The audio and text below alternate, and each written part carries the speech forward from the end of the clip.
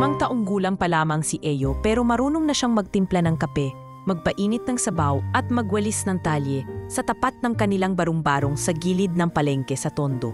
Sa maliit na espasyong iyon, kasya na ang lahat ng gamit nila ng kanyang ina. Isang banig, isang lumang electric fan na sira ang ikot, isang basag na planggana at ilang lata ng gatas na ginawang lalagyan ng kanin at asin. Pero sa kabila ng kawalan, may isang bagay si Eyo na hindi matitinag. Ang malasakit at pagmamahal sa kanyang ina na si Aling Remy. "Ma, kising na po. Uminom po muna kayo ng tubig." "Oh," mahina niyang sabi, habang marahang hinihimas ang braso ng ina. Mahinang bumangon si Aling Remy. Maputla ang kanyang mukha at tila bawat galaw ay may kapalit na sakit. Dati siyang mananahi sa isang lumang katahian sa Recto. Pero nang mawala ng trabaho at magkaroon ng chronic kidney disease, hindi na siya muling nakabangon. Araw-araw ay si Eyo ang umaako sa halos lahat. Siya ang nagbabantay, naghahanap ng pagkain at nagpapainom ng gamot. "Salamat anak," bulong ni Remy habang pinipilit inumin ang tubig mula sa plastik na bote na pinuno ni Eyo mula sa barangay Gripo kagabi. Sa labas ng barong-barong, rinig ang ingay ng mga tricycle. Ang pagbuhos ng tubig mula sa kanal at ang pagtatalo ng mga tindera. Pero tila bini si Eyo sa lahat ng ito. Ang mundo niya ay umiikot lang sa kanyang ina. Bago pa man siya magtimpla ng sarili niyang kape na puro asukal lang at kaunting tubig na init, titiyakin muna niyang maayos ang pagkakalagay ng gamot ni Remy sa lumang lata na may nakasulat na Monday AM. "Ma, bababa na po ako saglit ha. Titingin lang po ako kung may bote sa kanto," paalam niya. "Mag-iingat ka, Eyo. Huwag kang lalayo," sagot ng ina, pilit na pinapawi ang pangamba sa boses. Dala ang sako sa likod, nagsimulang maglakad si Eyo pabundok ng palengke, kung saan kadalasang may naiwang mga plastik na bote o lata ng soft drinks. Doon siya kumukuha ng kita. Sa bawat kilo ng plastik ay 5 piso, sa bawat kilo ng lata, 20. Isang araw, kung masipag siya, wala man siyang laruan, kumpleto na ang araw niya basta't makakain si nanay ng kahit anong mainit. Habang kumakain sila ng pilagsaluhang pandesal, napatingin si Eyo sa lumang larawan na nakadikit sa pader gamit ang adhesive tape.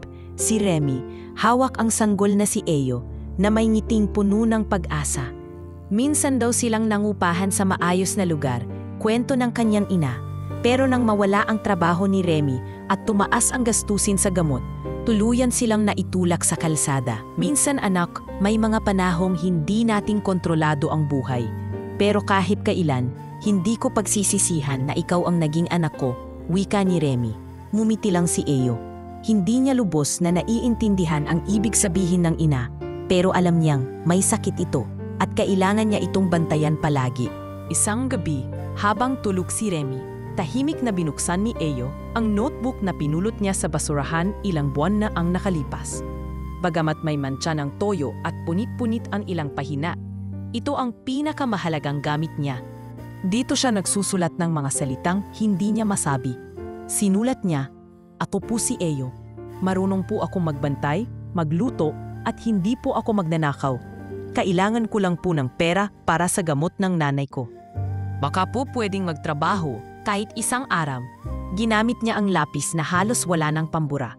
Pagkatapos isulat ang pahina, tinupi niya ito at iniipit sa gitna ng notebook. Alam niyang hindi pwedeng basta-basta magtrabaho ang bata.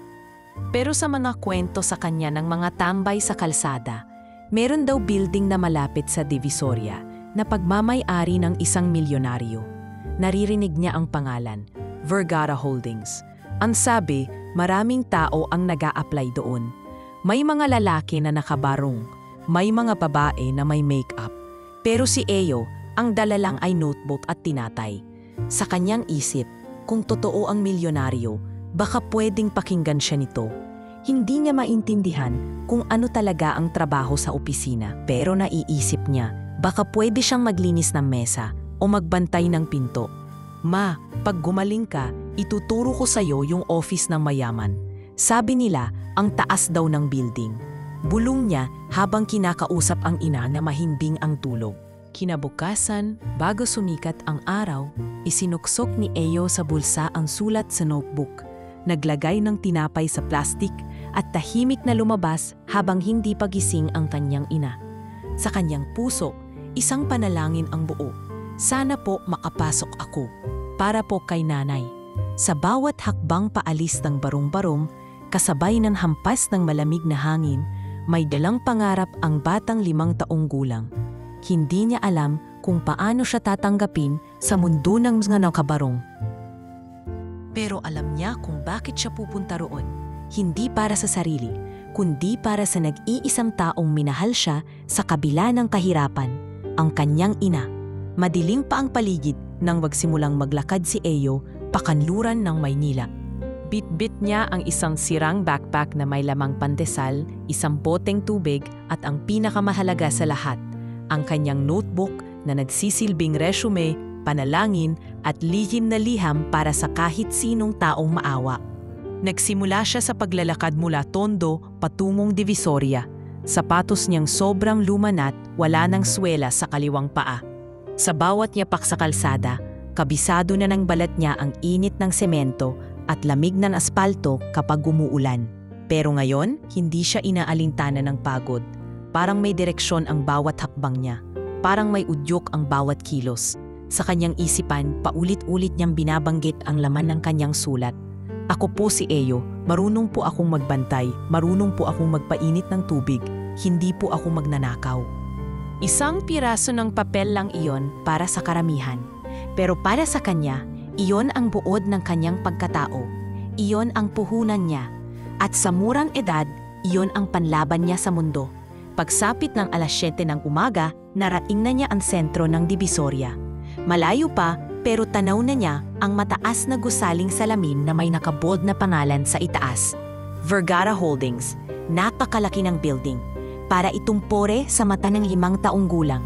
Sa paligid, abala ang mga empleyado. May mga naka-blazer, naka-high heels, nakasakay sa kotse at bumababa mula sa mga SUV. Si Eyo, suot ang kupas na t-shirt na may butas sa balikat, ay naglalakad lang. Marami ang lumilingon sa kanya. Ang iba ay umiwas, ang ilan ay nagkibit balikat lang. Pero hindi siya tumigil. Sa kanyang isip, hindi siya naririyan para mamalimos. Naririyan siya para mag-apply. Lumapit siya sa pintuan ng gusali. Gawa ito sa makintad na salamin at otomatikong bumubukas kapag may dadaan. Pero bago pa siya makalapit, tinapik siya ng gwardya. "Hoy bata, bawal dito, saan ka galing ha?" Sigaw ng matabang gwardya na may hawak na radyo. Tumango lang si Eyo. Nilabas ang kanyang notebook mula sa bag at iniabot. "Kuya, mag-a-apply po ako ng trabaho." Buong tapang niyang sabi. Napakunot noo ang gwardya. "Ha? Mag-a-apply? Anong klaseng kalokohan to? Kanino ka ba anak ha?" Hindi sumagot si Eyo. Tahimik lang niyang pinisil ang hawak na notebook. Biglang dumaan ang isang babae na may ID sa leeg. Si Marla, assistant ni Mr. Carlo Vergara, ang mismong may-ari ng gusali. Napatigil ito at tiningnan si Eyo. "Wait guard, bakit may bata dito?" Tanong ni Marla. "Ma'am, nag-a-apply daw ng trabaho." Sagot ng guard na may halong tawa. Lumapit si Marla kay Eyo. "Bakit mo gusto magtrabaho, iha?" "Para po sa gamot ni nanay." Sagot ni Eyo, hindi umiiyak, hindi nanginginig, kundi parang isang taong sanay na sa pagtanggi pero may tiniyak na pag-asa. Napansin ni Marla ang sulat sa kanyang notebook. Kinuha niya ito, binasa, at napatigil. Ang sulat, bagamat gawa sa simpleng lapis at may dumi ng kamay sa gilid, ay punong-puno ng emosyon. At ang huling linya nito ang pinaka-nakabigla. "Kung ayaw niyo po akong tanggapin, okay lang po. Pero pakiusap lang po kahit isang beses lang. Tingnan niyo po ang mata ko. Para makita niyo pong nagsasabi ako ng totoo." Muling tiningnan ni Marla si Eyo. Mapungay ang kanyang mga mata. Madungis ang mukha pero maliwanag ang intensyon. "Sumama ka muna sa akin," mahinang sabi ni Marla. Walang tanong, walang takot, sumunod si Eyo. Sa loob ng elevator, hindi pa rin nagsasalita si Eyo. Mahigpit niyang hawak ang bag habang si Marla ay nakatingin lang sa kanya sa salamin. Sa 11 palapag, bumukas ang pinto at humantong sila sa isang malawak na opisina. Malinis, malamig, tahimik, tila ibang mundo para kay Eyo. Doon niya unang beses nakita ang isang glass table na parang hindi pinapatungan ng kahit ano. Nasa kabilang dulo nito ang isang lalaking nakaitim na suit, si Mr. Carlo Vergara. "Sir, May kailangan po kayong makita. Bungad ni Marla, medyo nag-aalangan. Busy ako. Meeting ako ng 10:30. Ano ba yan? Sagot ni Carlo na hindi man lang nilingon. May bata po. Nag-a-apply ng trabaho. Mas mabuting kayo na po ang tumingin sa sulat. Bata? Are you serious, Marla? Is this another social media stunt? Tugon ni Carlo. Inabot ni Marla ang notebook. I think you need to read this, sir. Sa una, ayaw niyang kunin, pero napilitan din.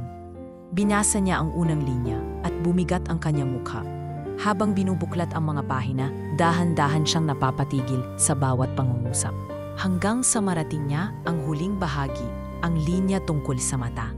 Napatingin si Carlo kay Eyo, tahimik pa rin ito. Tila sinusuri siya hindi bilang isang bata, kundi bilang isang nilalang na puno ng layunin. Anong pangalan mo? Tanong ni Carlo. Eyo po, sagot ng bata. Hindi alam ni Carlo kung anong sasabihin.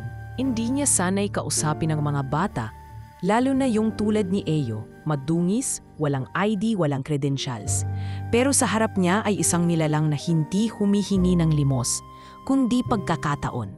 At sa mismong araw na iyon, habang hawak pa rin ni Carlo ang notebook na puno ng sulat at lapis, naisip niya, marahil sa dami ng taong nakapaligid sa kanya, ngayon lang siya muling kinausap ng isang taong may tunay na dahilan, at ang dahilan ay hindi para sa sarili, kundi para sa isang ina na naghihingalo.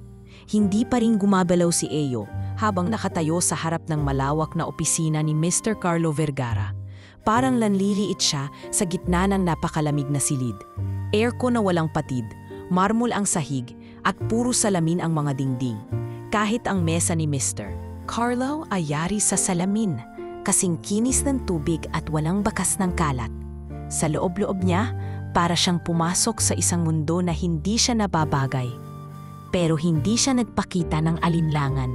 Tahimik lang siyang nakatayo, hawak ang kanyang sirang bag at iniipit sa dibdib ang kanyang notebook. Nasa gilid ng opisina si Marla. Hindi pa rin sigurado kung tama ba ang ginawa niyang pag-akyat sa bata. Si Mr. Carlo, habang hawak pa rin ang notebook, ay pilit kinukumbinsi ang sarili na isa lang itong biro, isang patawa mula sa mundo. Anong trabaho ang gusto mong pasukan, ha? Tanong ni Carlo. Pilit sinasaway ang tono ng awa sa kanyang boses. Hindi agad sumagot si Eyo. Pinagmasdan niya si Mr. Carlo na nakasuot ng mamahaling relo, may cellphone na puro notification, at may laptop na hindi niya kayang pangalanan. Kung meron po kayong mesa na maalikabok, pwede ko pong punasan, sagot ni Eyo, marahan at buong galang. Napalingon si Carlo sa kanyang desk. Walang dalikabok iyon, syempre. Araw-araw ay nililinis iyon ng mga utility staff. Pero sa sagot ng bata, parang may sumundot sa kanyang dibdib. Hindi dahil sa kalinisan ng mesa, kundi sa katotohanan may batang gustong magpunas ng hindi naman maduming bagay para lang sa isang pag-asa. Hindi ba't dapat nasa eskwelahan ka ngayon? Tanong niyang muli. Hindi na po kami nakabalik simula po nang maospital si nanay. Wala na pong pamasahe. Ako na lang po ang bantay niya. Pero hindi po ako tamad, sir, sagot ni Eyo. Agad na inilahat ang kanyang maliit na palad na may kalyo. Tahimik ang buong silid. Ang mga salamin sa paligid ay tila sumasalamin sa banggaan ng dalawang mundo. Ang batang may halos wala ng pag-asa at ang lalaking may lahat ng bagay pero walang malalim na koneksyon sa buhay. Bumukas bigla ang pinto. Isang executive assistant ang pumasok. Bit-bit ang mga folder at bagong kape ni Mr. Carlo. Iyon na po yung contracts para sa Singapore team, pati na rin yung. Huminto ang assistant nang makita si Eyo. Ah, sir, may anak po kayo rito? Hindi ko anak, mariing sagot ni Carlo. Ibigay mo na lang sa akin ang kape at lumabas ka muna. Nang makalabas ang assistant, lumingon si Carlo kay Marla. Ano bang iniisip mo at dinala mo to rito? I'm sorry, sir. Hindi ko rin maintindihan. Pero nung binasa ko yung sulat, hindi ko po kayang hindi siya isama. Sagot ni Marla. Bahagyang tinutulungan si Eyo na makaupo sa isang leather chair. Pilit na hinila ni Carlo ang sarili mula sa eksenang iyon. Tumayo siya, tumalikod at lumapit sa malaking salaming bintana ng opisina. Sa ibaba, kita ang Maynila. Trapik, usok, kariton, vendong. Pero sa itaas ng building na iyon, wala kang maaamoy, wala kang maririnig, tahimik at malamig. Paano ka nakarating dito? Tanong ni Carlo habang nakatalikod. Naglakad lang po ako, sagot ni Eyo. Hindi po ako marunong sumakay. Baka po maligaw ako. Mula saan ka galing? Sa Tondo po. Napapikit si Carlo. Kabisado niya ang lugar na yon. Hindi dahil lumaki siya ron, kundi dahil ilang beses na rin niyang pinatanggal ang mga vendor at pinagiba ang mga istrukturang ilegal sa ilalim ng direktiba ng kumpanya. Ano ang pangalan ng nanay mo? Muling tanong ni Carlo. Remedios po, pero tawag po sa kanya Aling Remy. Muling bumaling si Carlo. Naglakad pabalik sa mesa, umupo, at muling pinadmasdan ang bata. Hindi pa rin siya sigurado kung ano ang tumutulak sa kanya para patagalin ang usapan. Maraming batang palaboy sa lungsod. Marami ring nanay na may sakit. Pero itong batang ito may kakaibang hawak sa kanyang atensyon. Anong gusto mong kapalit kung tatanggapin kita sa trabaho? Hindi agad sumagot si Eyo. Saglit siyang nag-isip. Ila sinusukat kung ano ang tama niyang isagot hanggang sa ipinuka niya ang kanyang bibig. Gusto ko lang po mabuhay pa si nanay. Kahit wala na po akong laruan, kahit hindi na po ako makapag-aral. Basta po mabuhay pa siya. Hindi na nakasagot si Carlo. Tila may nanigas sa kanyang lalamunan. Sa loob ng maraming taon, sanay siyang humarap sa investors, magbasa ng balance sheet, at magsalita sa boardroom. Pero ngayon, hindi siya makaimik sa harap ng isang batang humihingi ng pagkakataon, hindi para sa sarili, kundi para sa taong bumuhay sa kanya. Sa kanyang kamay, hawak pa rin niya ang notebook. Binuklat niyang muli ang ilang pahina. May drawing ng bahay, may simpleng sketch ng isang babaeng nakahiga. At sa gilid, may guhit ng isang malaking pinto na gawa sa salamin. Bahay ng mayaman, nakasulat sa tabi. At sa ilalim, may pangungusap na simpleng-simple. Sana po kahit hindi niyo po ako papasukin, marinig niyo po sana ako. Napatingin si Carlo sa salamin sa kanyang kanan. Doon niya nakita ang sarili. Malinis ang suit, tuwid ang buhok, may hawak na mamahaling ballpen. At sa tabi ng kanyang refleksyon, naroon si Eyo, madungis, maliit at pagod. At sa harap ng malaking pintuang salamin ng opisina niya, sa harap ng sarili niyang mundo, isang batang 5 taong gulang ang dumating, hindi para humingi ng limos, kundi para mag-alok ng sarili niyang lakas. Kahit pagod na, para lang mailigtas ang kanyang ina. At doon, sa katahimikan ng kanyang opisina, walang kahit anong salita ang nabitiwan ni Carlo. Pero sa kanyang puso, may pinto na ring bumukas. Tahimik, pero malinaw. Ang katahimikan sa opisina ay tila nagiging mas mabigat sa bawat segundo na lumilipas. Si Mr. Carlo Vergara ay nakaupo sa likod ng kanyang glass table, walang sinasabi. Hawak niya pa rin ang notebook ni Eyo, yung simpleng kwaderno na may mga pahinang naglalaman ng panalangin ng isang bata, mga pangarap na tinadtad ng gutom at pagod, at isang pagsusumamo na mahirap tanggihan. Sa unang tingin, mukha lamang itong sulat ng isang musmos na nagbabakasakali. Pero habang binabasa niya ito, bawat linya ay tila suntok sa kanyang dibdib. Hindi niya maipaliwanag ang biglang pakiramdam, isang halo ng guilt, pagkagulat, at isang uri ng pagkapahiya na matagal na niyang hindi nararamdaman. Hindi siya sanay dito, hindi siya sanay nang kinakalabit ang kanyang konsensya. Ano ulit ang apelyido mo? Mahina niyang tanong, pilit pinipigilan ang panginginig ng kanyang boses. Hindi ko po alam, sagot ni Eyo. Wala po kaming apelyido sa mga papel namin. Basta po si nanay, Remy lang po ang tawag sa kanya sa palengke. Napatingin si Carlo kay Marla na nasa gilid pa rin ng opisina. Hindi rin makapaniwala sa nangyayari.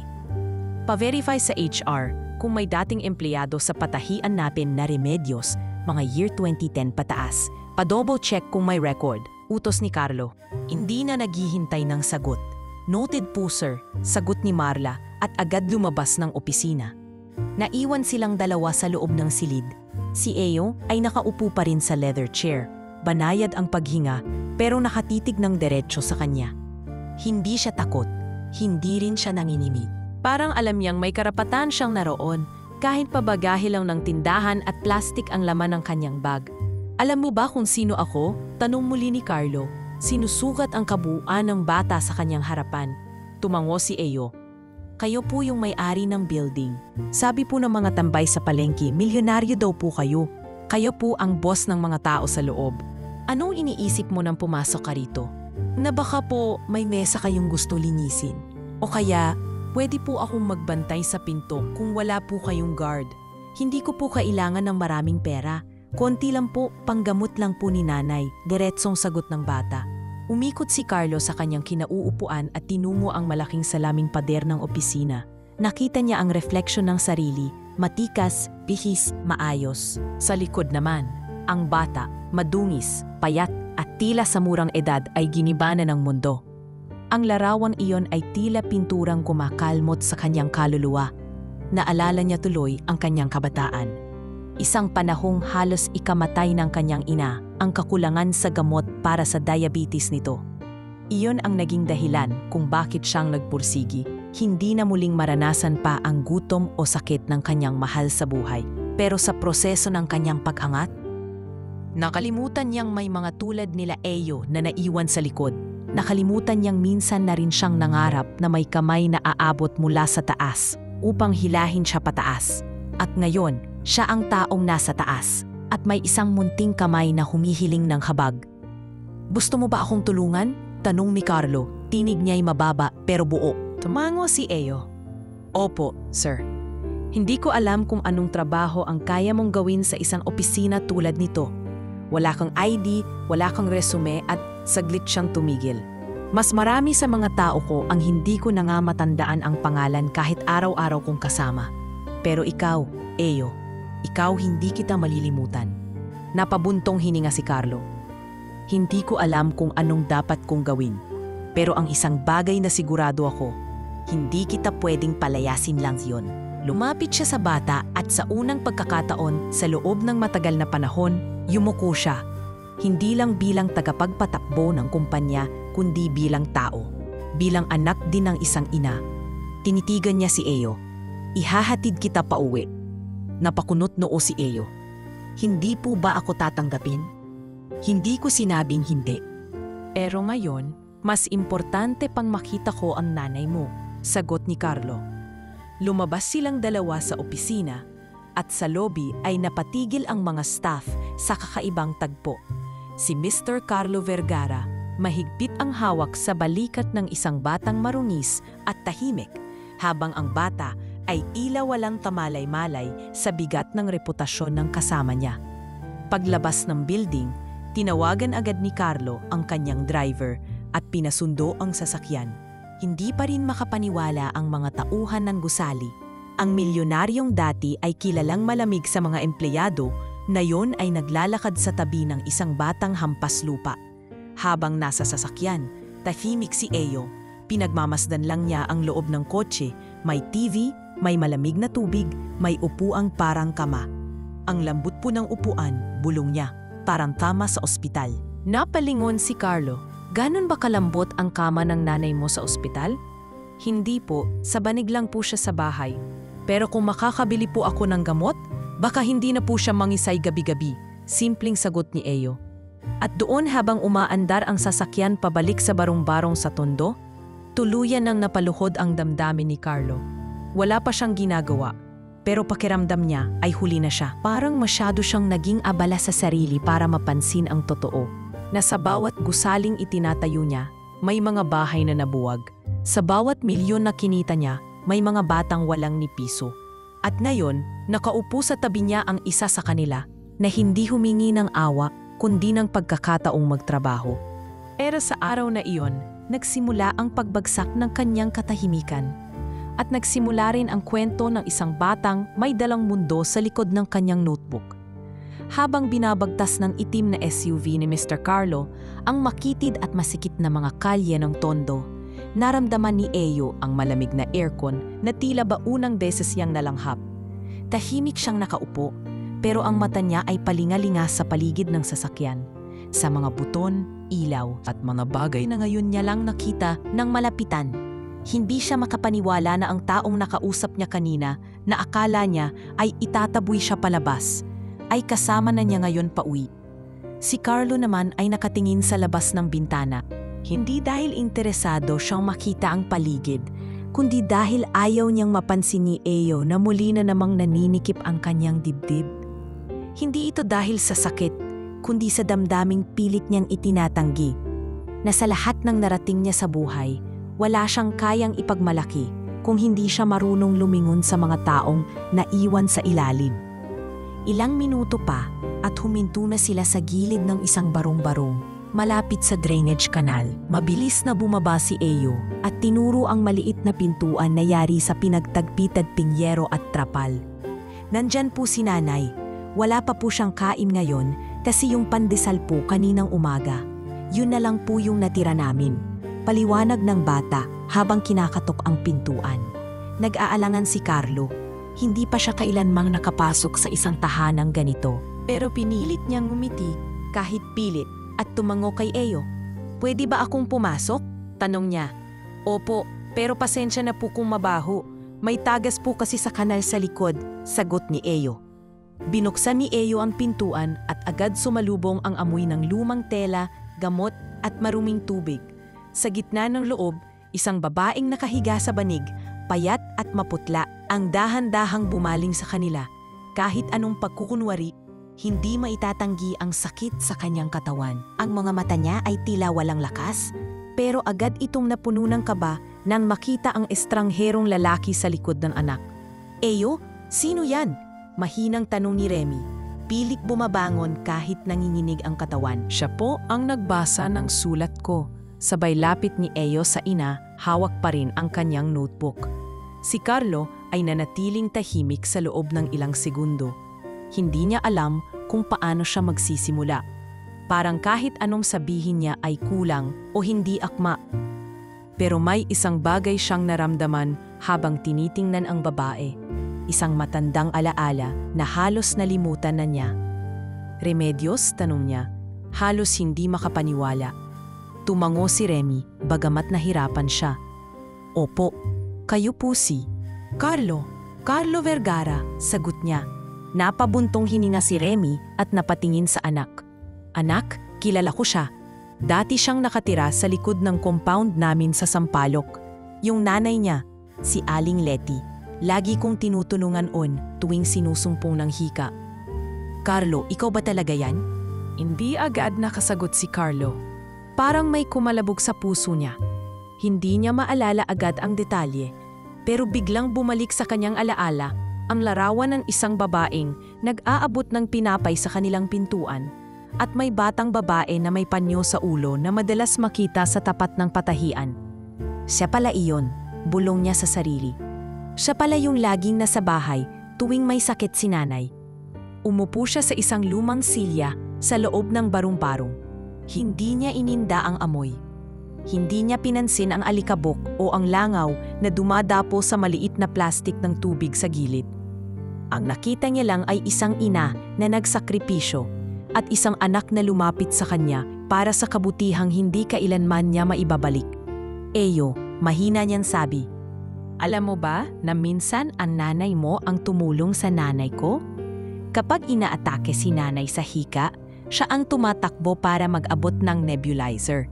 Siya ang nagtatawag ng tricycle para makapunta kami sa ospital."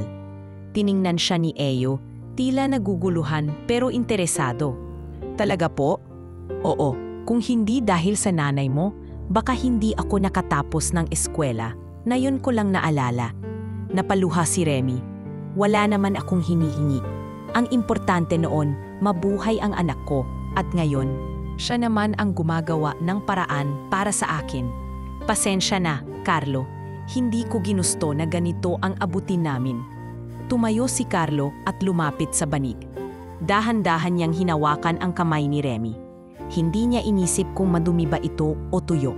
Ang naisip niya lang ay kailangan niyang bawiin ang mga panahong nakalipas. "Simula ngayon, ako na ang bahala sa inyo.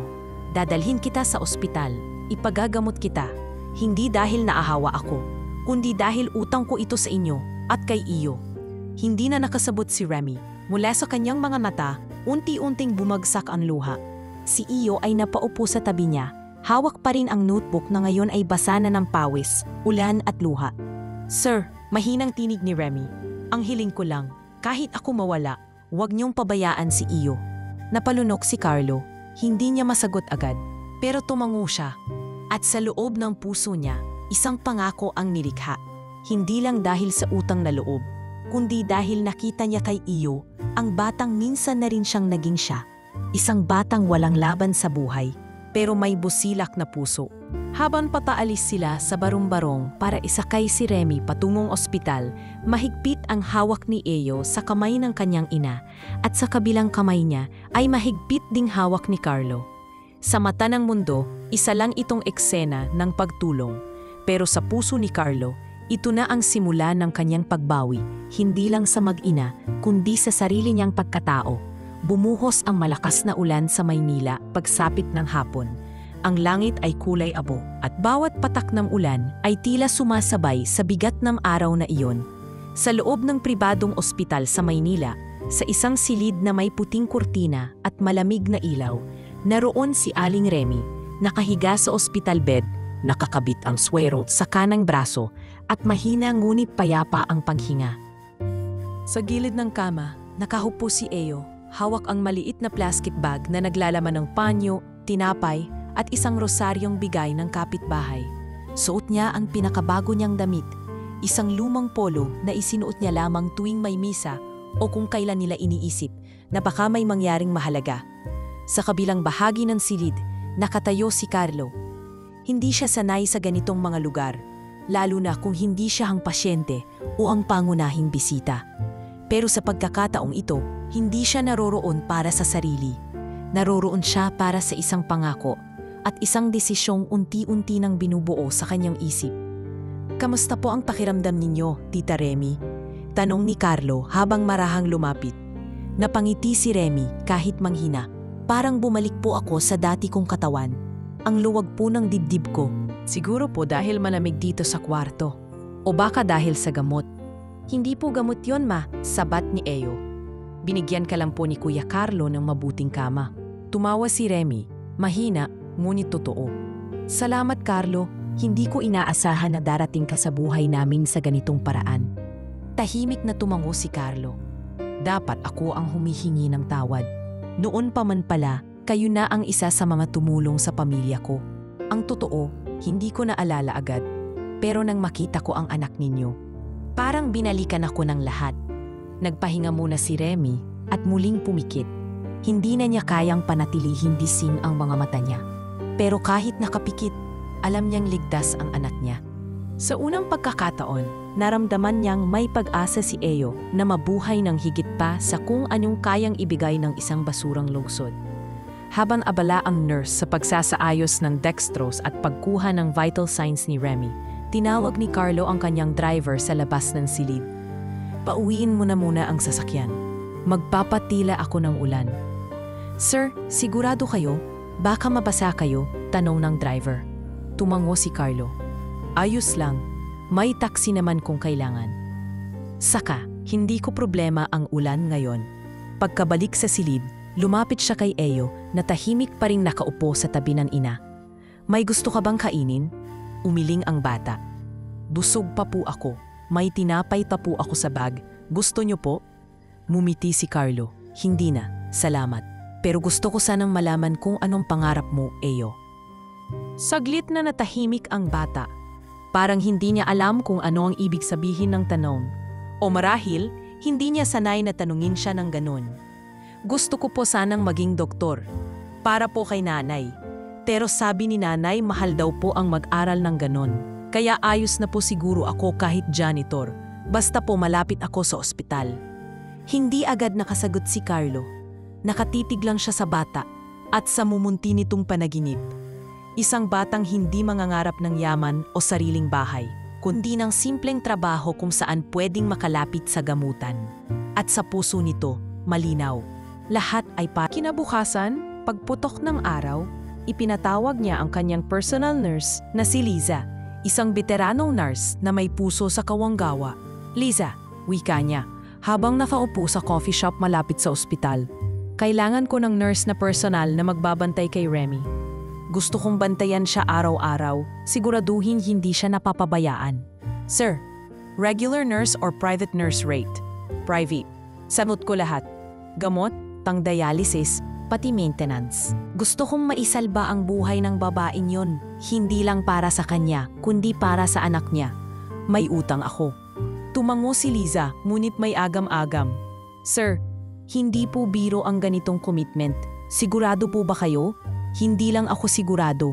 Mariing sagot ni Carlo. Kailangan ito. At sa buong linggo, araw-araw na ipinapahatid ni Carlo ang mga kinakailangang gamot. May bagong wheelchair na dumating, pati portable oxygen at dialysis referral para sa isang foundation na kanyang pinondohan ilang taon na ang nakalilipas. Hindi niya pinalabas sa media. Ayaw niyang maging headline ang kabutihan na alam niyang huli na. Sa mga susunod na araw, unti-unti ring nag-iba ang tingin ng mga doktor sa ospital kay Eyo. Ang batang paslit na minsang itinaboy ng gwardiya sa lobby ng Vergara Holdings ay ngayon ay may Kuya Carlo na siyang dahilan kung bakit napapasama sila sa isang makataong proyekto. Isang gabi, bumuhos na naman ang ulan.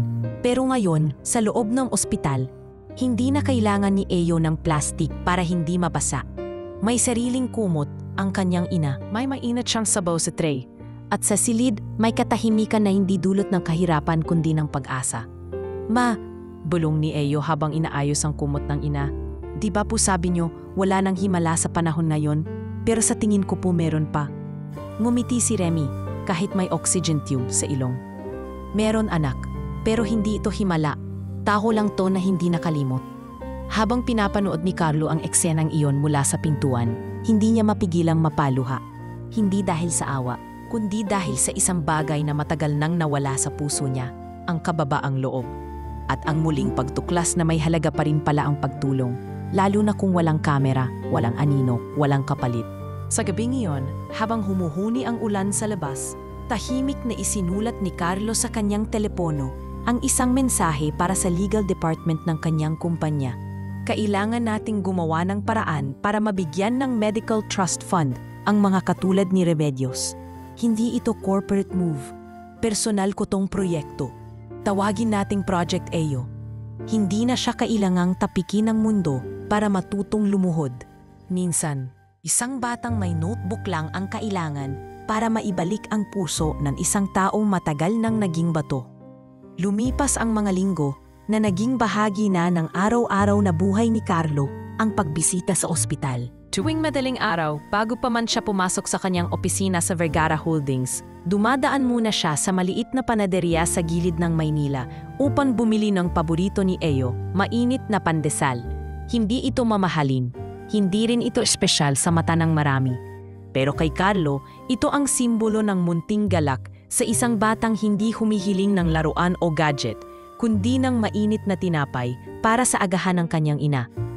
Kuya Carlo, may bagong pandekoko. Gusto mo subukan? Tanong ng tindera habang nilalagay sa supot ang 6 na pandesal.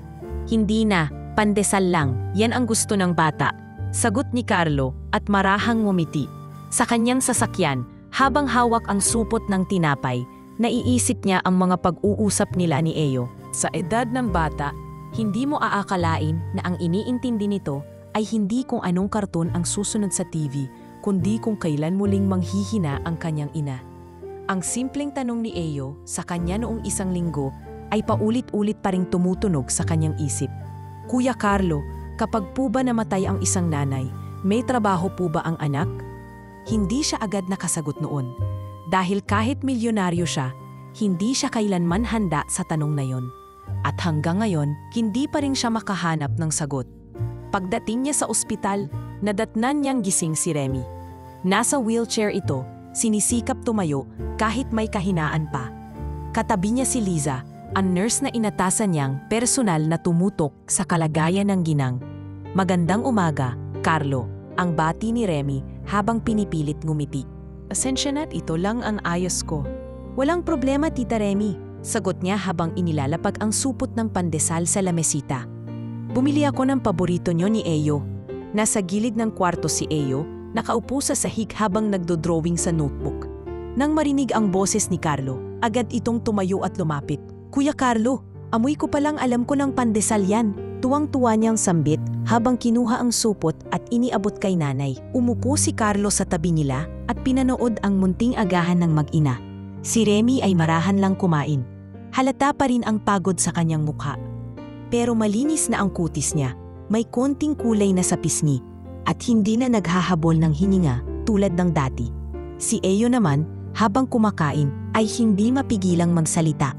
Alam mo po Kuya Carlo, minsan po, iniisip ko kung paano kayo naging ganyang kayaman. Kasi ang galing niyo po. Maraming tao na sumusunod sa inyo. Tapos kahit po busy kayo, naaalala niyo pa rin kami. Hindi ako agad naging ganyan, Eyo. Tugon ni Carlo habang nakangiti. Maraming taon din akong walang tulog. Maraming sakripisyo. Pero alam mo kung ano ang pinakamahirap sa lahat? Ano po? Yung makalimutan mong maging tao habang tinutupad mo ang pangarap mo. Tahimik si Eyo. Hindi niya lubos na nauunawaan ang ibig sabihin. Pero may kakibang lungkot sa boses ni Carlo. Tila isang malalim na alaala ang bumabalot dito. Sa mga sumunod na araw, hindi lamang sa ospital dumadalaw si Carlo.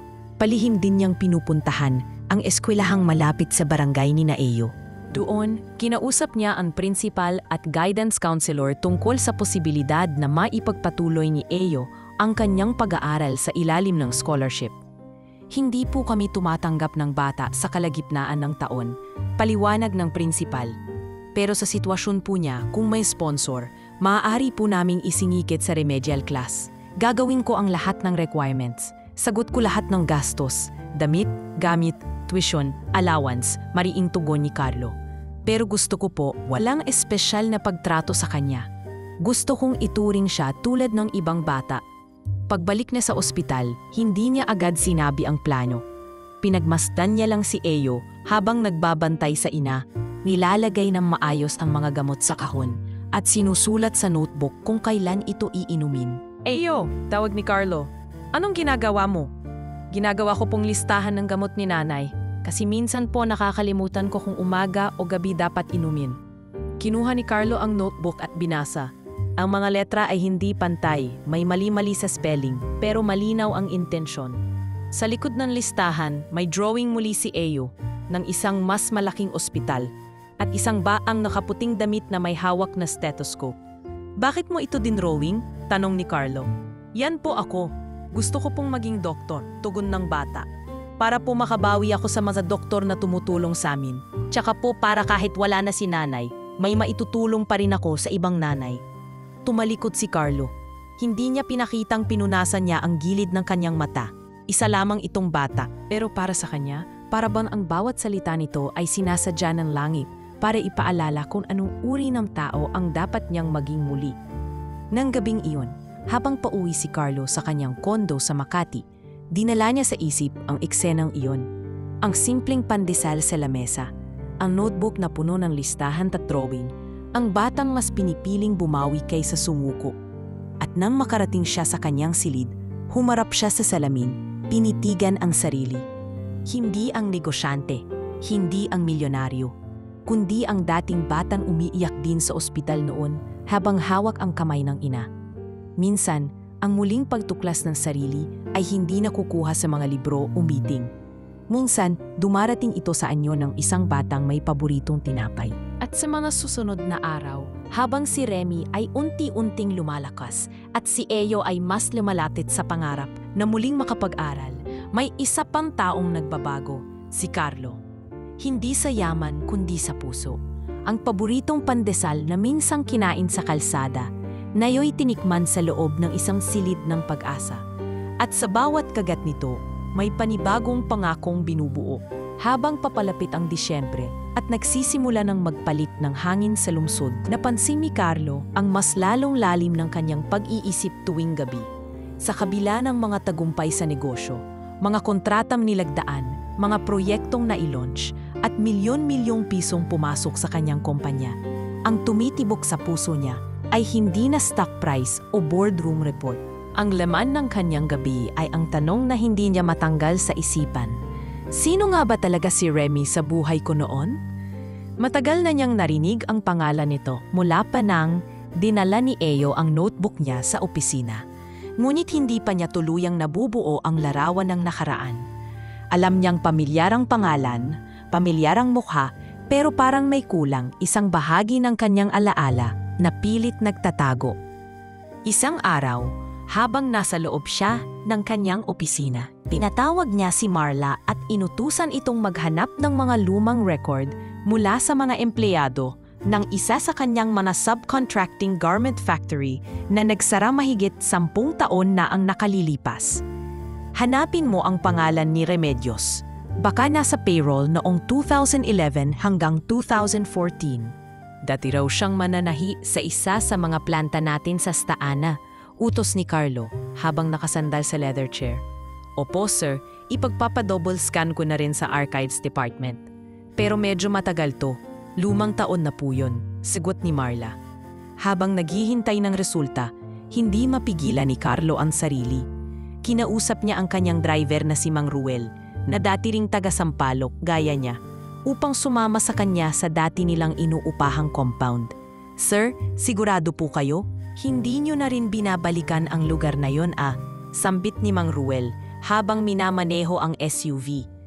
Gusto ko lang makita kung may maaalala pa ako.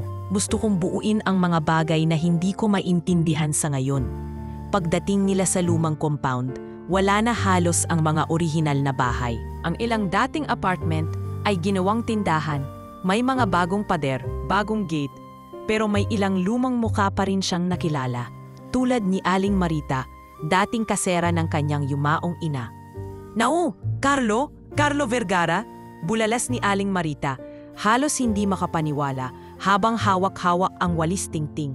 Grabe, di kita agad nakilala. Laki mo na, may barbas ka na ngayon? Ngumiti si Carlo.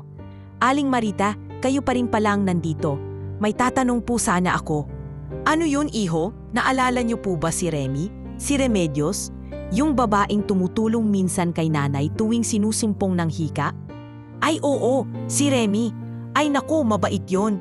Madalas yun magdala ng biskwit at tubig sa nanay mo kapag nasa banig na.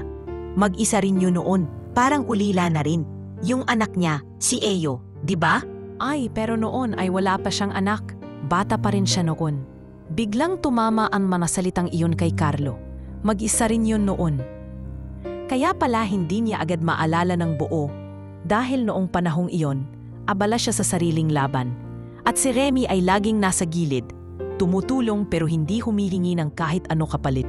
Pagbalik nila sa opisina, nadatnan niyang iniwan ni Marla ang dokumentong hinihingi niya, lumang payroll sheet at isang incident report na agad tumawag ng atensyon niya.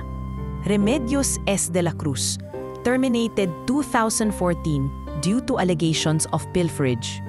Cleared of charges after 3 months but not reinstated. Tumigil si Carlo sa pagbasa. Pilferage? Pagnanakaw ng materyales? At napalagay sa tala? Hindi ito napatunayan. Nalinis ang tangalan pero hindi na siya muling pinabalik. Inawag niya agad ang legal department at pinasuri ang case file.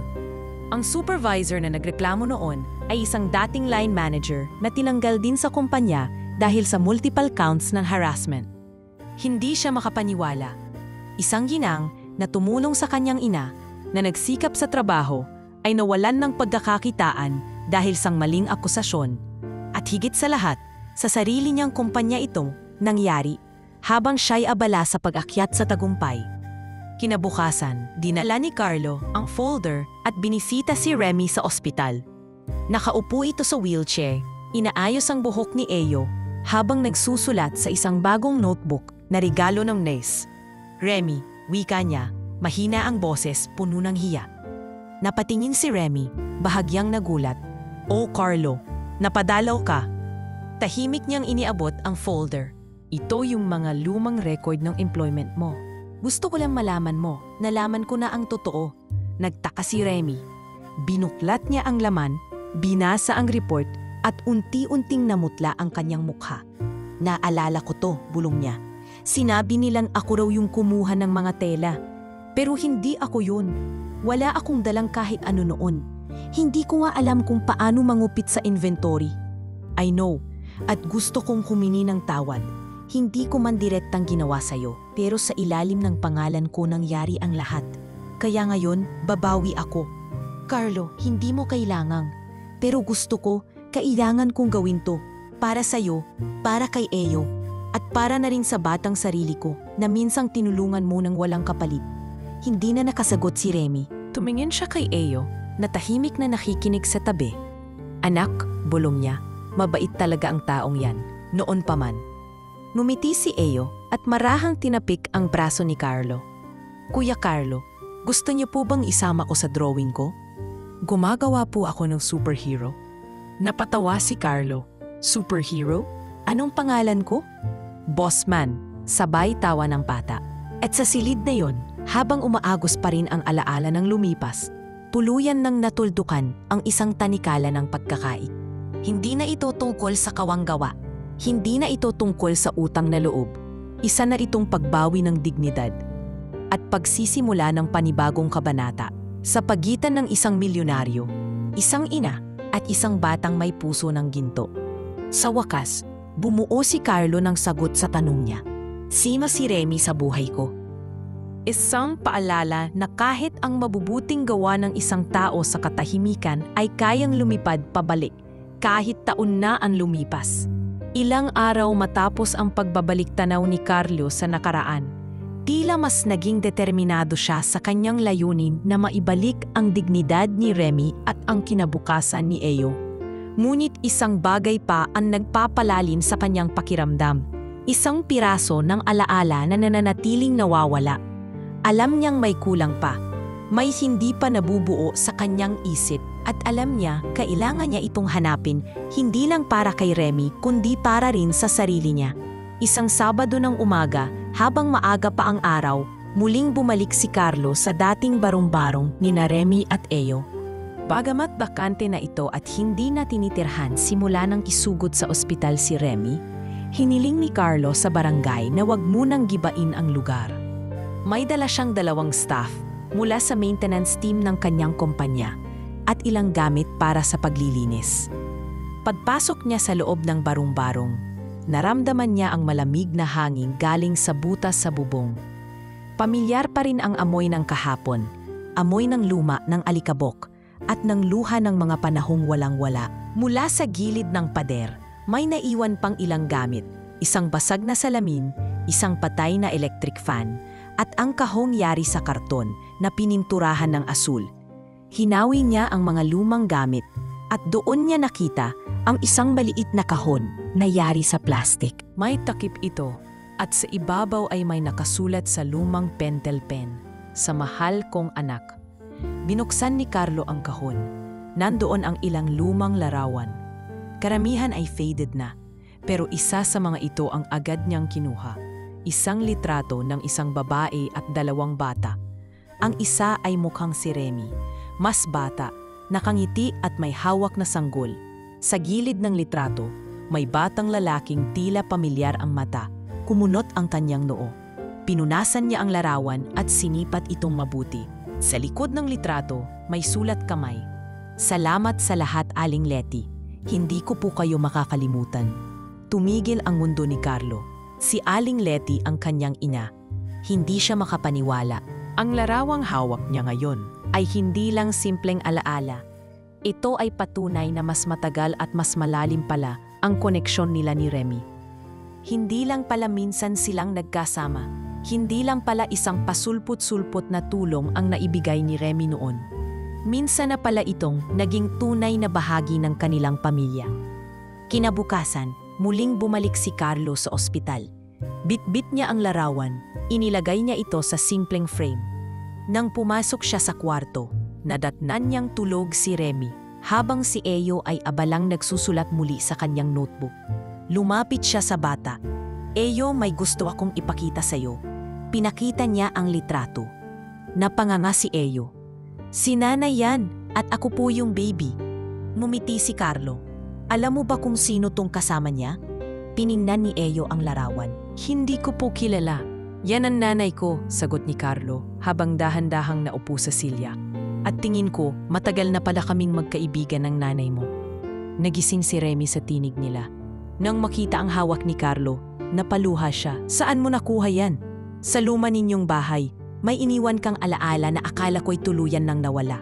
Hinawakan ni Remy ang larawan, namumuo ang luha sa kanyang mga mata. "Carlo, ang nanay mo si Aling Letty. Ang una kong naging kaibigan nang lumipat kami sa Sampaloc. Ako na lang kasi noon ang natira sa pamilya ko. Wala akong ibang matakbuhan. At si Letty, tinanggap ako bilang parang kapatid. Kapag kulang ang bigas, nagbabahagi siya. Kapag may tira siyang ulam, pinapadala niya sa akin. Akala ko wala na siyang naiwang alaala sa akin. Tandang-tanda ko na may mga pagkakataong pinapagalitan pa ako ni nanay dahil hindi ako tumutulong sa gawaing bahay. Sabay tawa ni Carlo. Pilit tinatago ang pamumugto ng mata. Ikaw pala ang sumasalo ng responsibilidad niya tuwing nasa ospital siya. Hindi ko na sinabi noon, hindi ko hiniling na gantihan mo yon. Basta na lang akong umalis. Sapat na sa akin na natulungan ko siya kahit kaunti. Nakalimutan ko na yon, pero ngayon, salamat sa batang to, sa anak mo, bumalik lahat. Tumingin si Carlo kay Eyo na nakangiting nakikinig lang sa kanilang dalawa. Eyo, aniya, hindi mo lang nailigtas ang nanay mo. Binuhay mo rin ang alaala ng nanay ko. Tumayo siya at inilagay ang larawan sa mesita ng ospital. Simula ngayon, hindi lang ito kwento ng pagtulong. Ito na ang kwento ng pamilya. Amelia? Tanong ni Eyo. Oo, sagot ni Carlo. Hindi lahat ng pamilya ay kadugo. Minsan, ang tunay na pamilya ay yung mga taong bumalik kahit matagal ka nang kinalimutan. Yung mga taong hindi mo inaasahang tutulong pero dumating. At higit sa lahat, yung mga taong nagmahal kahit walang hinihinging kapalit. Sa loob ng kwarto, habang humahaplos ang liwanag ng araw sa salamin ng bintana, tahimik ang lahat. Walang masyadong salita, pero puno ng damdamin. Si Remy ay muling pumikit, hindi dahil sa sakit, kundi dahil sa kapayapaan. Si Eyo ay tahimik na niyakap ang kanyang notebook, at si Carlo, sa wakas, ay nakaramdam ng kaayusan na hindi kayang bilhin ng kayamanan. Ang larawan sa lumang bahay na minsang naitago sa mga kahon ng kahapon, ngayon naging susi sa isang pagkakaalam na matagal nang huli. At ngayon, hindi na ito basta larawan. Isa na itong paalala na minsan ang pinakamatibay na ugnayan ay ang mga hindi nating agad naaalala, pero kailanman ay hindi nabubura. Isang umaga, habang tahimik na kumakain ng almusal si Carlo sa loob ng kanyang condo unit, bigla siyang natahimik sa harap ng kanyang tablet. Nag-scroll siya sa kanyang social media feed gaya ng nakasanayan, pero isang litrato ang tumama agad sa kanyang paningin. Isang batang lalaki, may dalang notebook, madungis ang mukha at may matatag na tingin habang nakatayo sa harap ng malaking glass door ng opisina ng Vergara Holdings.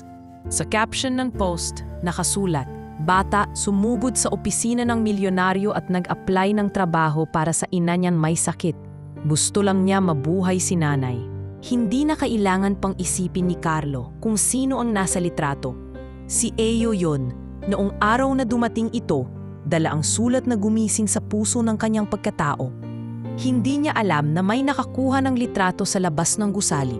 Malamang isa sa mga janitor o empleyado ng maintenance na nagkataong nandoon ng oras na iyon.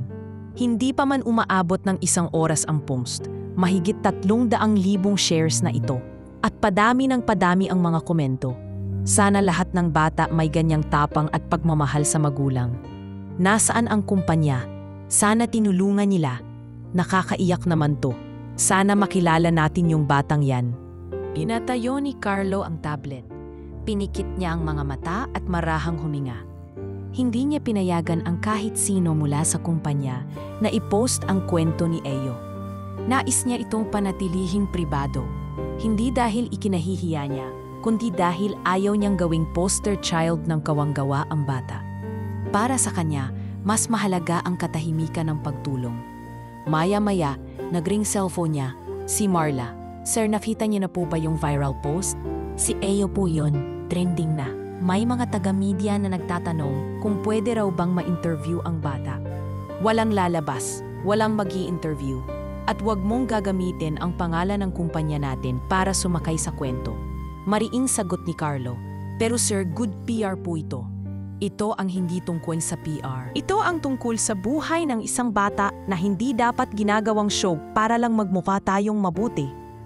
Tahimik si Marla sa kabilang linya. "Noted, sir." Pagkababa ng tawag, pinuntahan agad ni Carlo ang ospital. Hindi niya alam kung narinig na ba ni Eyo ang tungkol sa viral post. Ang sigurado lang niya, ayaw niyang masaktan ang bata sa mga komentong maaaring hindi ito maintindihan. Hindi lahat ng simpatya sa internet ay totoo at hindi lahat ng ngiti ng media ay may layunin na makabuti. Pagpasok niya sa kwarto, nadatnan niyang nakatitig si Eyo sa isang cellphone na pinahiran sa kanya ni Nurse Liza.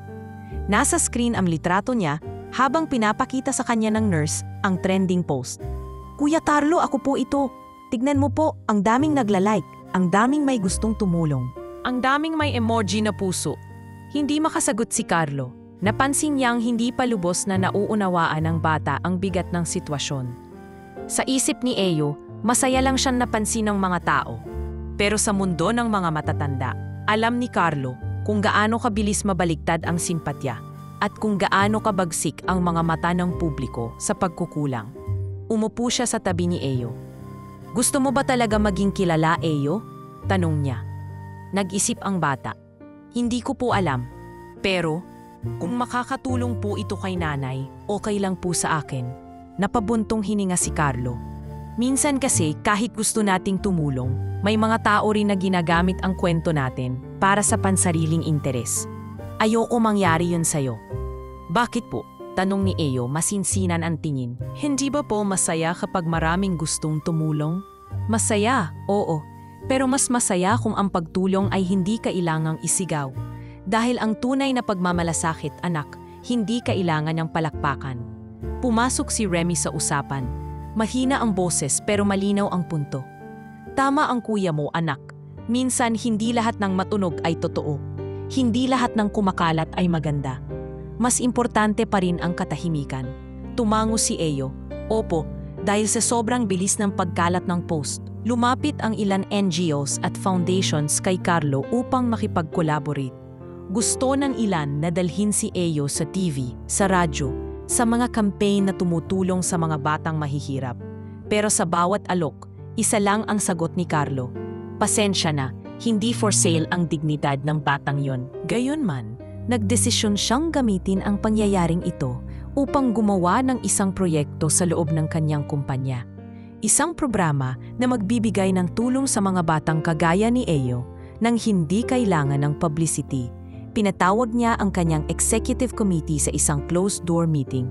Maglulunsad tayo ng bagong internal program, Project Pag-asa. Layunin nito ay tumulong sa mga pamilya ng dating empleyado na naghirap pagkatapos mawala ng trabaho dahil sa maling akusasyon, pang-aabuso o di matatarungang sistema. Lahat ng tutulong ay mananatiling confidential. "Sir, gusto niyo po ba itong i-press release?"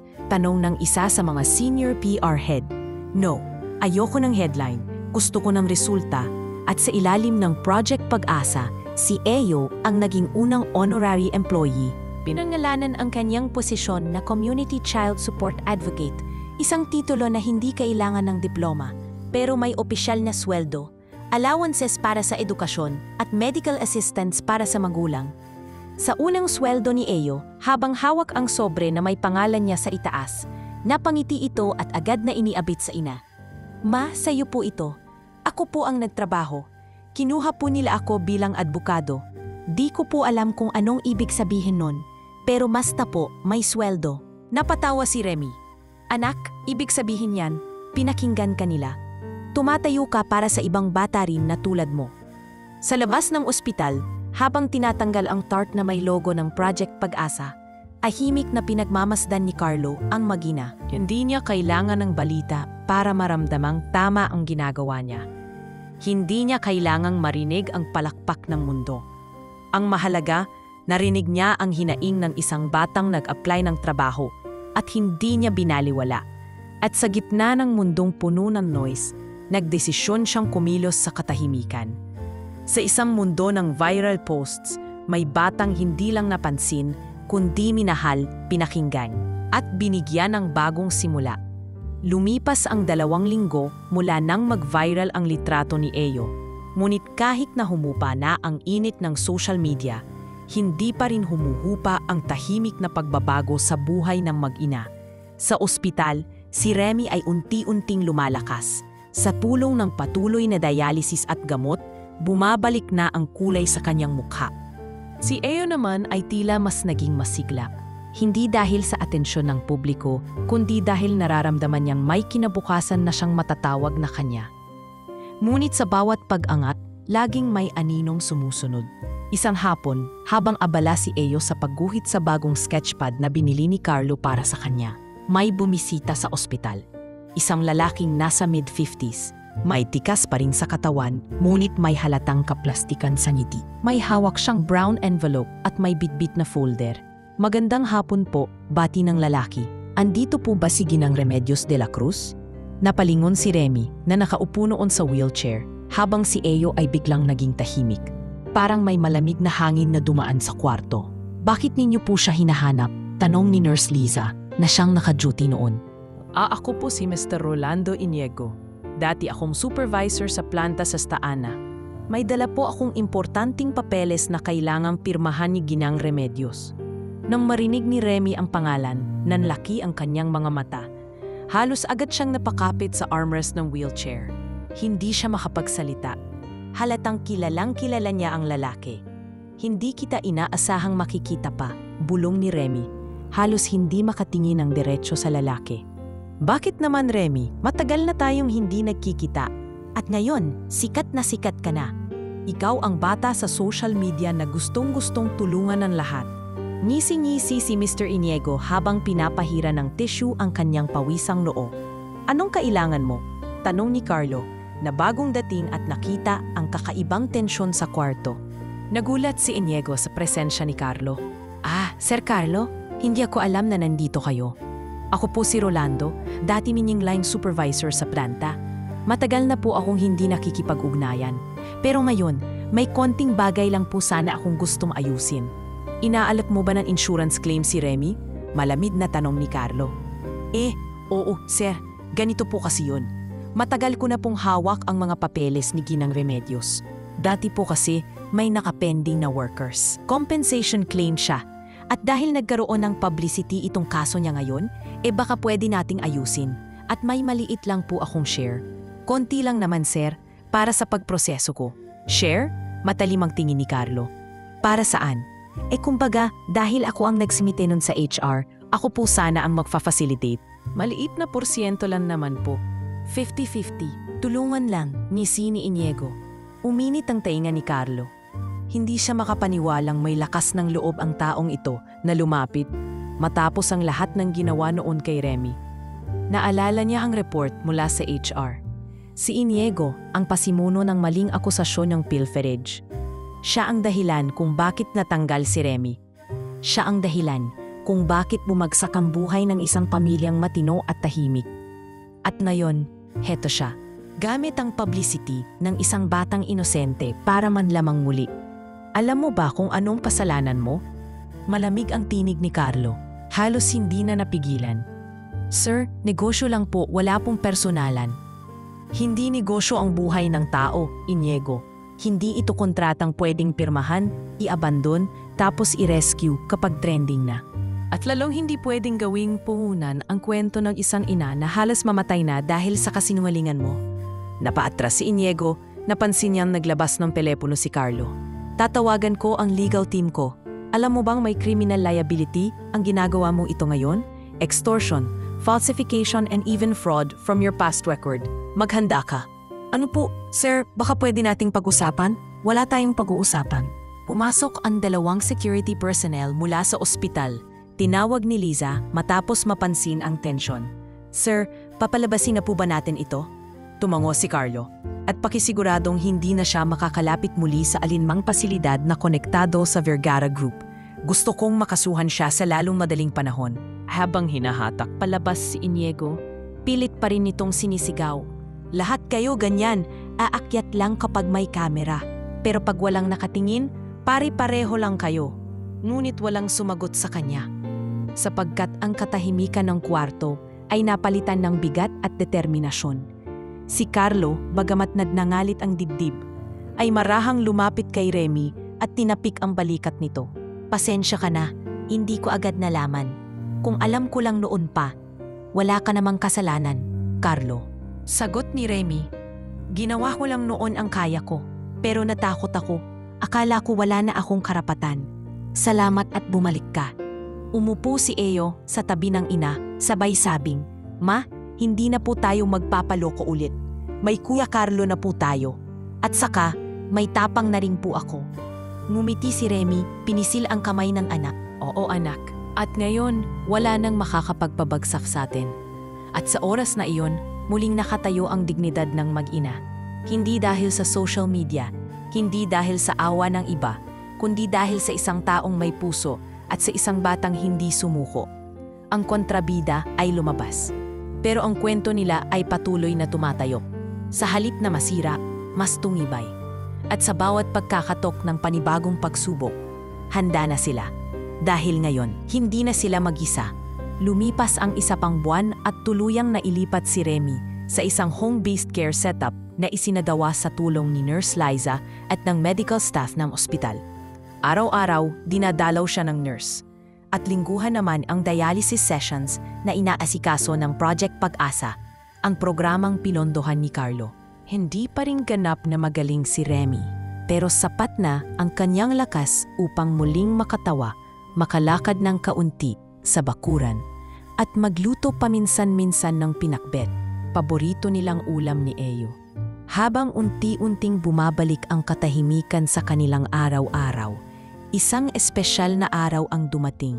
Ang araw na matatanggap ni Eyo ang kanyang kauna-unahang sweldo bilang honorary employee ng Vergara Holdings. Maagang gumising si Eyo. Nakaayos na ang kanyang polo na bagong laban ni Nurse Liza. Nakatali pa ang sungturon sa baywang, at ang kanyang sapatos ay pinunasan niya gamit ang basang-basahan hanggang sa kuminang. Katabi niya ang kanyang notebook, kung saan ilang araw niyang sinulat ang plano niya kung paano gagastusin ang kanyang unang kita. Ma, excited na po ako. Bulalas niya habang sinusuklay ang kanyang buhok sa salamin. Ngumiti si Remy. Pangarap mo to, anak. Hindi lahat ng bata nakakatanggap ng sweldo. Pero ikaw, tinanggap ka hindi lang dahil sa sipag mo, kundi sa puso mo. Hindi po ako bibili ng laruan, ani Eyo. Ang una ko pong gagawin ay bibilaan ko po kayo ng masarap na ulam. Gusto ko po kayong pangainin na hindi tirang kanin. Anak, kahit anong pagkain, basta't galing sa puso mo, pinakamasarap na yan sa akin. Maya-maya pa, dumating ang sasakyan ni Carlo para sunduin si Eyo. Kasama nito ang isang staff na may dalang sobre at isang simpleng papel na may header ng kumpanya. Sir Eyo, ito na po ang inyong opisyal na notice of payout, biro ng staff habang iniabot ang dokumento. Kinabahan si Eyo habang tinitingnan ang envelope. Nang buksan niya ito, laman nito ang 5,000 pesos, ang kanyang unang allowance bilang community support advocate. Bukod pa roon, may voucher din siyang natanggap para sa school supplies, isang scholarship confirmation letter, at isang maliit na ID card na may litrato niya sa gilid. Nakasulat sa ilalim, Eyo de la Cruz, Child Honorary Employee, Project Pag-asa. Kuya Carlo po ba ang may idea nito? Tanong ni Eyo habang hawak ang ID. Opo, sagot ng staff. Sabi niya, dapat kilalanin ang mga tulad mo hindi lang sa kwento kundi sa tunay na pagkilos. At gusto rin po niyang may sarili kang table sa opisina. Talaga po? May mesa ako? Opo. Gusto po ni Sir Carlo na paminsan-minsan bumisita ka para magbigay ng update tungkol sa mga bata sa komunidad niyo. Tumakbo agad si Eyo pabalik sa loob ng bahay, dala ang envelope. Hawak-hawak niya ito na parang tropeyo. Ma, ito na po. May sweldo na po ako. Napaluha si Remy habang tinanggap ang sobre. Hinalikan niya ang noo ng anak. Salamat anak. Hindi sa perang ito ako naiiyak, kundi sa puso mong kahit maliit pa lang, marunong nang magbigay. Sa hapon ng parehong araw, dinala ni Carlo si Eyo sa opisina upang formal na ipakilala sa mga empleyado sa isang simpleng pagtitipon. Hindi ito ang granding event. Walang camera crew, walang tarp, walang red carpet. Pero bawat empleyado na naroon ay alam ang kahalagahan ng pagkakataong iyon. Mga kasama, panimula ni Carlo, gusto kong ipakilala sa inyo ang isa sa pinaka-importanteng bahagi ng Vergara Holdings ngayon. Hindi siya manager, hindi siya accountant, hindi siya engineer. Pero siya ang nagpapaalala sa atin kung bakit tayo nagtatrabaho araw-araw para sa mga pamilya natin, para sa mga taong umaasa sa atin. Tumingin siya kay Eyo at kinindatan ito. Mga kasama, ito si Eyo de la Cruz, ang unang honorary employee ng Project Pag-asa. Nagpalakpakan ang lahat, hindi para sa palabas, kundi dahil tunay ang kanilang paghanga. Sa gitna ng isang corporate world na kadalasang malamig at mekanikal, heto ang isang batang nagdala ng init at pag-asa. Sir Carlo, mahinang sabi ni Eyo matapos ang seremonya, "Pwede po ba ako magtanong?" "Ano yun, Eyo? Bakit niyo po ako tinulungan?" "Ang dami niyo pong pwedeng tulungan. Pero ako po ang pinili niyo." Napangiti si Carlo, marahang yumuko at tiningnan ng bata sa mata. "Dahil sa dami ng taong nakakalimot kung paano maging tao, ikaw lang ang nagpaalala sa akin na minsan din akong naging mahina, naging bata, at nangailangan ng tulong. At hindi ko nahayaan na dumaan ang araw na hindi ko yon sinusuklian. Ngayon po, ano na po ako sa inyo? Isang inspirasyon. At kung papayag ka, gusto kitang maging kasama habang buhay sa mga proyekto ko. Hindi para tumulong lang, kundi para ikaw ang maging boses ng mga batang walang boses." Hindi na nakasagot si Eyo. Sa kanyang edad, hindi pa niya lubos na nauunawaan ang lahat. Pero alam niya, may bago siyang tahanan. Hindi lang sa ospital, hindi lang sa luma nilang barong-barong, kundi sa puso ng isang taong natutong lumuhod. Hindi dahil sa kahinaan, kundi dahil sa muling pagkabuhay ng puso. Sa gabing iyon, habang pauwi na sila, tahimik si Eyo sa loob ng sasakyan. May hawak siyang pandesal, regalo ni Carlo mula sa parehong panaderya na dati niyang binabalikan. Kumagat siya ng isa, sakang umiti. "Ma, ipapagawa ko po yung bubong natin." Sabi niya kinabukasan. "Ayoko na po kayong mabasa, katag umuulan." At habang lumalabas ang aram at ang sinad nito'y tumatama sa maliit nilang bahay, alam ni Remy na kahit hindi man nila mabili ang lahat, sapat na ang meron sila: paggalang, pag-asa at pagmamahal. Ang unang sweldo ni Eyo ay hindi lang perang naipon. Isa itong pamana ng tagumpay mula sa pusong marunong magmahal kahit walang inaasahang kapalit. Makalipas ang ilang buwan mula nang tanggapin ni Eyo ang kanyang unang sweldo, tila ba nagkaroon ng panibagong direksyon ang buhay, hindi lamang niya kundi pati na rin ni Carlo at Remy. Unti-unting umangat ang kalidad ng kanilang araw-araw, malinang asaina ang bahay ng buhay, at araw maulong. Meaning sa barong-barong na tagpi-tagpi, lumipat na sina Remy at Eyo sa isang maliit na paupahang apartment sa ilalim ng programang Tahanan ni Pag-asa, isang proyektong sinimulan mismo ni Carlo bilang extension ng Project Pag-asa. Subalit hindi doon nagtapos ang lahat. Isang araw, habang nasa boardroom si Carlo, kasama ang ilang miyembro ng kanyang executive committee, inilahad niya ang matagal na niyang binabalak. "Gusto kong magpatayo ng community center para sa mga batang tulad ni Eyo," aniya habang hawak ang marker at nakatayo sa harap ng whiteboard. "Hindi lang ito feeding program. Hindi ito simpleng daycare. Gusto kong isang lugar na magiging tahanan ng mga pangarap." Nagtaas ng kamay ang isa sa mga direktor. "Ano po ang pangalan ng proyekto?" "Tahanan ni Eyo," sagot niya, walang alinlangan. Dahil kung hindi dahil sa kanya, wala sa atin ang magkakaroon ng lakas ng loob na balikan ang ating mga pagkukulang. Makalipas ang 2 buwan, sa mismong araw ng kaarawan ni Eyo, idinaos ang ribbon-cutting ceremony ng bagong tayong community center sa gilid ng Tondo, malapit mismo sa dating kinalakhan ng bata. Isa itong 2 palapag na gusali na may libreng tutorial rooms, mini library, play area, at counseling space para sa mga magulang. Ang gusali ay may malaking mural sa labas, larawan ng isang batang nakatingin pa itaas, hawak ang isang notebook, habang sa likuran ay isang malaking kamay na nakabukas bilang suporta. Dumagsa ang mga bata at mga magulang. Wala mang media coverage dahil ayaw ito ni Carlo, pero damang-dama ng lahat ang kahalagahan ng araw na iyon. Sa gitna ng seremonya, tumayo si Carlo sa harap, hawak ang mikropono. Ang suot niya ay hindi ang karaniwan niyang mamahaling suit, kundi isang simpleng polo at jeans. "Maraming taon akong naging abala sa pag-akyat sa buhay. Sa bawat palapag na narating ko, unti-unti kong naiwan ang mga tao sa baba. Hanggang isang araw, may isang batang pumasok sa opisina ko. hindi para humingi ng tulong, kundi para magtrabaho. Lumingon siya kay Eyo na nakaupo sa harap, nakaayos at hawak ang kanyang bagong notebook. Ang batang yun, sa halip na paluhurin ko, siya ang nagpaluha sa akin, hindi dahil sa awa, kundi dahil sa paalala. Paalala na minsan sa buhay, ang tunay na kayamanan ay hindi makikita sa bank account, kundi sa kakayahang magbigay ng pag-asa. Sir Carlo, sigaw ng isang bata mula sa likod. Si Eyo po ba ang tinutukoy niyo? Tumawa si Carlo. Oo, siya yon. At simula ngayon, gusto kong lahat kayo ay maging katulad ni Eyo. Hindi sa paghihirap niya, kundi sa katatagan niya. Sa tapang niyang maniwala kahit wala na siyang pwedeng kapitan. Maya-maya pa, tinawag si Eyo upang magsalita. Medyo nahihiya ito, pero itinulak siya ng ina papunta sa harap. Kilala niyo na po ako, panimula ng bata. Ako po si Eyo. Hindi po ako marunong magsalita tulad ni Kuya Carlo. Pero gusto ko lang pong sabihin, salamat po. Kasi dati, ang paborito ko lang po ay pandesal.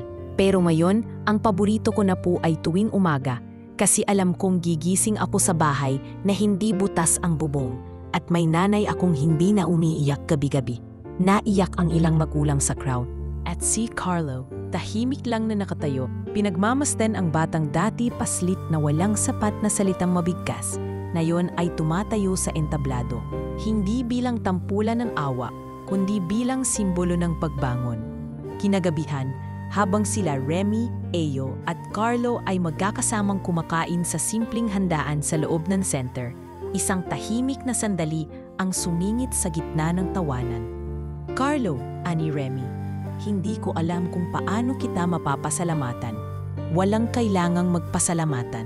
Ako nga tong may utang sa inyo, tugon ni Carlo. Pero napakalaki ng pagbabagong ginawa mo, hindi lang sa buhay namin, kundi sa pananaw ko sa mundo. Alam mo, Remy, sabay tingin ni Carlo sa baso niyang may tubig lang, minsan, sa likod ng glass table na yon sa opisina ko, akala ko nasa tuktok na ako.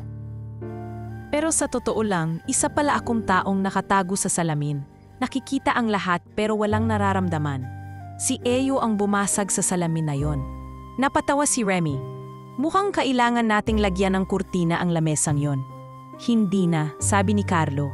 Pinapalitan ko na. Gusto ko ng kahoy para maramdaman ko ulit ang bigat ng bawat papel at para hindi ko makalimutan ang simpleng lakas ng isang notebook ng bata. Maya-maya pa, tumakbo si Eyo papunta sa kanila. Awak ang bagong notebook. Ma, Kuya Carlo, alam niyo ba, may bata po kanina na lumapit sa akin. Sabi niya, gusto niya raw ding maging ako, kaya tinuruan ko po siyang magsulat sa notebook. Napatingin sila kay Eyo. Walang alinlangan ang ngiti nito, puno ng tag-asa at tapang. Hindi na siya batang nakatali sa kahapon. Isa na siyang gabay para sa mga batang susunod sa yapak niya. At sa labas ng community center, habang papalubog ang araw at unti-unting nagiging kunay kahel ang langit, nakita ni Carlo ang sariling refleksyon sa salamin ng building. Ngunit sa likod ng kanyang anino, naroon si Eyo, nakangiti, buhay at may kinabukasang malinaw. Sa likod ng salamin, hingbo na siya mag-isa. At sa wakas, nabuo ang isang pamilya, hindi sa dugo, kundi sa pagdamay, sa pagsalubong. At sa tahimik na pagyakap sa taong minsan nang naligaw, pero ngayon ay handa ng yakapin, ang mundong dati pinikit lamang niya.